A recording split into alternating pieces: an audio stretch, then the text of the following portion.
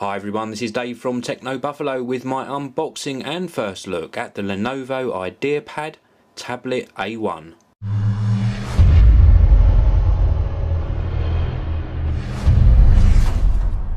So here we go, this is the unboxing of the Lenovo A1. Absolutely plain packaging, all we've got is just a picture of the product on the front. There's nothing else, not even any hints at the specification on the back. So let's get this unboxed for you. Let's remove the film.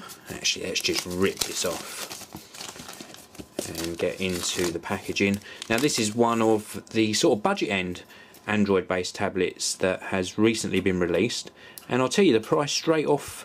This is going to cost you $199 if you're in the US, and if you're in the UK it's going to cost you around about the £169 mark.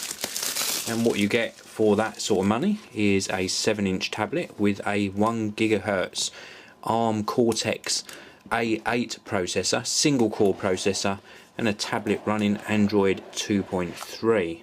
And here we go, this is what we're presented with when we first open the packaging.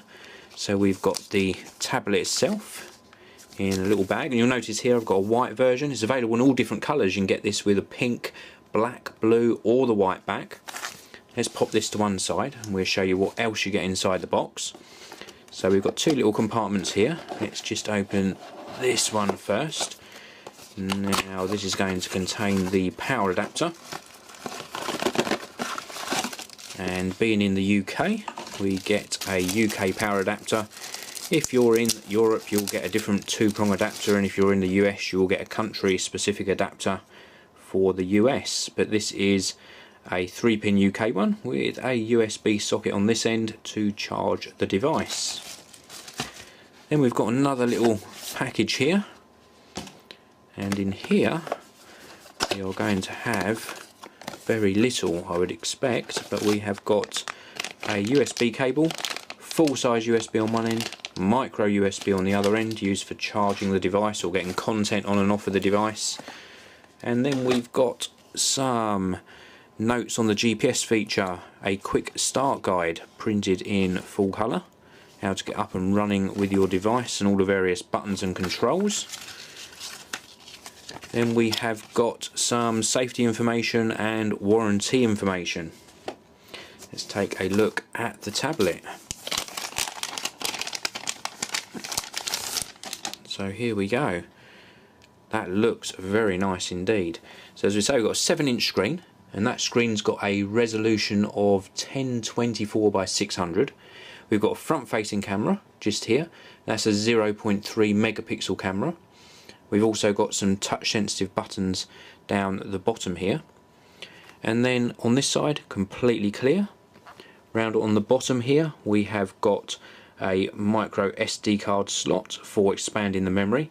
Now just to note, you've got 16 gigabytes of storage built into the A1 and 512 megabytes of memory, and then you can put up to a 32 gigabyte card in this slot. Then we've got the micro USB charging socket. This looks like either a microphone or an LED. I think that's probably going to be an LED status light. We've got a speaker here as well, and then round on this side we've got a switch here. I'm imagining that this is some sort of lock rotation switch. We've got a volume rocker. Round on the top edge, microphone pickup, 3.5mm audio jack, and a power on off button. I'm going to push that whilst I'm talking about the tablet to get this up and running. Let's go round onto the back, and we have got a 3 megapixel rear facing camera. Inside here under this cover we have got a 1-cell lithium polymer battery, and we've also got Bluetooth version 2.1 and BGNN wireless as well. So let's give you a first look at this starting up and see what we've got. Let's pop it around like this for you. Now 14.1 ounces, so it's fairly lightweight, quick to start up. It's telling me to touch the Android to begin. And would I like to connect to a Wi-Fi network? Let's say yes. Let's say let's connect. It's going to scan my various networks, and I'm going to connect to this one and pop in my password. So there we go, we're all connected to the Wi-Fi network. Let's tap next. It's asking me if I've already got a Google account or if I want to set one up later or create one. Well, I've already got a Google account, so let's go ahead and sign into my Google account.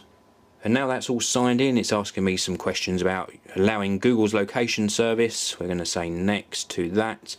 We're going to keep this backed up to my account as well and tap next, and that should take us to the very last one, which is saying it's now linked, and we can finish the setup, set the date and time. Let's say automatic, just to speed things up a little bit, and we will say next, and there we go. We are straight in to Android 2.3 with Lenovo's sort of skin over the top, where they've put this large widget in the middle for us to gain access to reading emails, watching, listening and the web, and settings as well either side. So we can sort of, I think, tap here and it should take us straight into settings.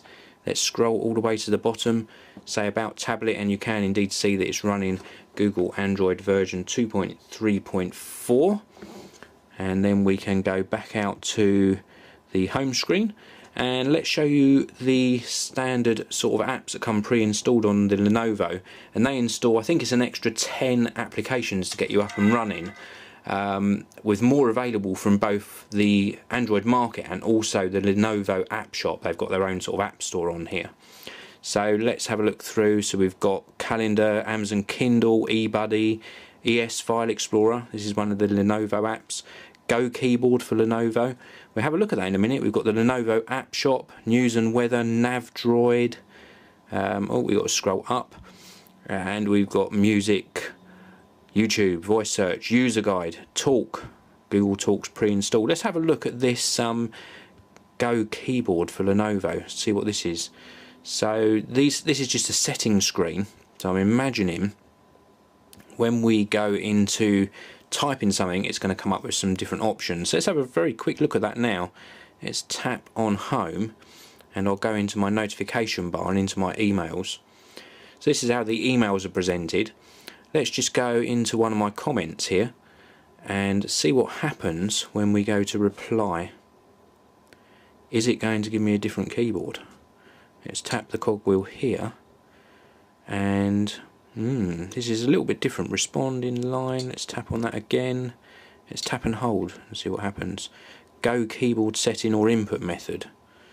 So we're on Go Keyboard for Lenovo. So this is actually displaying the Lenovo Go keyboard. So this is maybe a little bit different from standard Android.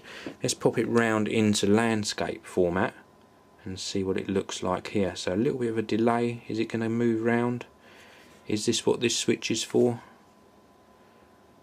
Yep, there we go. So that is a lock rotation switch, and we're round into landscape format now, and it's looks like a nice clean keyboard actually. So let's just have a look.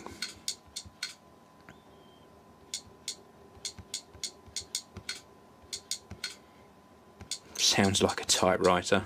How funny is that?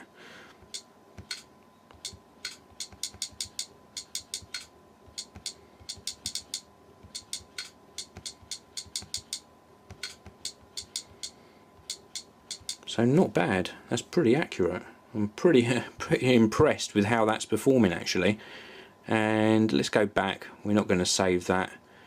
Let's go back, and we will discard the message, and let's go all the way back to my home screen. So that's pretty nice, a nice typing experience on this. Let's go back to just concentrating on this UI. So we've obviously got this large widget in the middle, which we can gain access to things very quickly. We've got a couple of other home screens if we swipe. We've got some pre-installed shortcuts here, but we can put whatever shortcuts we want. And let's swipe again. We've got another home screen here, so 5 in total. Back to the center, and then 2 on this side. And the screen looks quite nice. I'm quite impressed with that. Let's have a look at the viewing angles. Not brilliant viewing angles, but more than acceptable on the viewing angle front. And let's just see if there are any pre-installed photos on here. No items, which is a shame. So I can't show you any photos at this stage. We could show you. Let's go back into that. We'll go back into gallery. And you notice when you're in gallery, you've got a shortcut here to the camera up the top. So that will actually set the camera going. Let's just see how this camera behaves. Let me pop my Canon S100 underneath the camera. and let's see how this performs. So we can we tap to focus? Or is it fixed focus? So it looks like it's fixed focus. Let's see what happens here. So it is not tapping to focus. So it's sort of a fixed focus affair.